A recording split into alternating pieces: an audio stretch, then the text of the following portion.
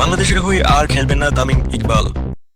ICC champion trophy বাংলাদেশের দলের তামিম ইকবালকে চেয়েছিল অধিনায়ক নাজমুল হোসেন শান্ত।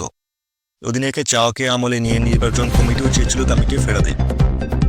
বিসিবির পক্ষ থেকে সেই উদ্যোগই নেওয়া হয়েছিল। সিলেটে গত পরশু নির্বাচন কমিটির সঙ্গে 2 দফা আলোচনার পর প্রধান নির্বাচক গাজী আশরাফ হোসেন সাংবাদিকদের জানিয়েছিলেন, জাতীয় দলে ফেরার ব্যাপারে পরিবার এবং শুভাকাঙ্ক্ষীদের সঙ্গে কথা বলে সিদ্ধান্ত জানাবেন তামিম ইকবাল।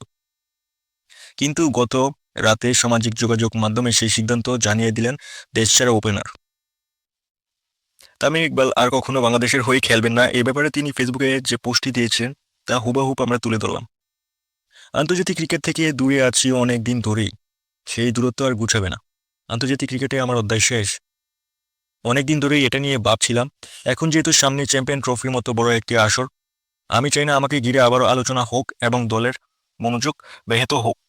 এটা অবশ্য আগেও চাইনি বলে আগে নিজেকে বিসিবির কেন্দ্রীয় চুক্তি থেকে সরিয়ে নিয়েছিলাম। যদিও অনেকে বলছে সময়ে বিভিন্ন মিডিয়া এসেছে আমি নাকি ব্যাপারটি ঝুলিয়ে রেখেছিলাম, কিন্তু বিসিবির কোনো ধরনের চুক্তিতে যে নেই, 1 বছরের বেশি সময় আগে যে নিজ থেকেই সরে দাঁড়িয়েছে, তাকে পরিকল্পনা রাখা বা তাকে নিয়ে আলোচনা তো কিছুই নেই। তারপর অযথা আলোচনা হচ্ছে। অপশন নেওয়া বা খেলা চালিয়ে যাওয়ার সিদ্ধান্ত একজন ক্রিকেটার বা যে কোনো পেশাদার ক্রীড়াবিদদের নিজের অধিকার। আমি নিজেকে সময় দিয়েছি, এখন মনে হয়েছে সময়টা এসে গেছে। অধিনায়ক নাজমুল হোসেন শান্ত আন্তরিকভাবে আমাকে ফেরার জন্য অনুরোধ করেছিল। নির্বাচন কমিটির সঙ্গে আলোচনা হয়েছে। আমাকে এখনো উপযুক্ত মনে করার জন্য তাদের প্রতি কৃতজ্ঞতা জানাচ্ছি। তবে আমি নিজের মনের কথাই শুনেছি।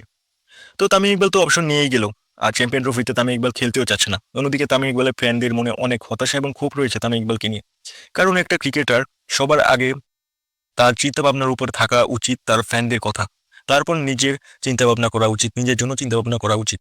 কিন্তু তামিম ইকবাল খান তিনি তার ফ্যানদের হতাশ করেছে, এটা বলা স্বাভাবিকই বলা চলে। যে কোনো ক্রিকেটার তার সবার আগে যখন চিন্তা করে সে কি করবে, তার ডিসিশনটা কিভাবে নিবে, তখন তিনি চিন্তা করে তার ফ্যানদের কথা অনুযায়ী।